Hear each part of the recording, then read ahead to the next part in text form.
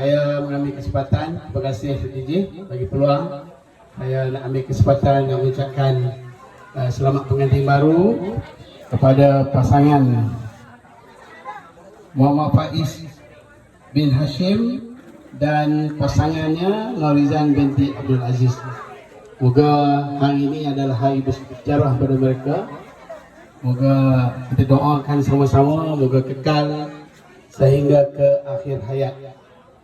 Jodoh ini, pertemuan ini telah diaturkan oleh Allah Subhanahu Wa Taala, maka kita panjangkan, kita doakan mana semua hadirin pada hari ini, kita sama-sama mendoakan kebahagiaan pasangan ini, murah rezeki, panjang umur, dikurniakan cahaya mata dan sebagainya.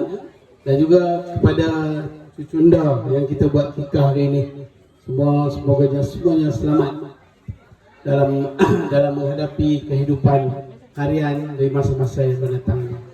Jadi akhirnya sekalung penghargaan dan tahniah sekali lagi kepada pasangan yang menjadi raja sehari pada hari ini. Juga tahniah kepada ayahanda dan bonda kerana mengadakan majlis yang begitu meriah yang dihadiri oleh rakan taulan saudara mara pada pagi ini. Jadi itu saja, sekali lagi tahniah. Assalamualaikum warahmatullahi wabarakatuh.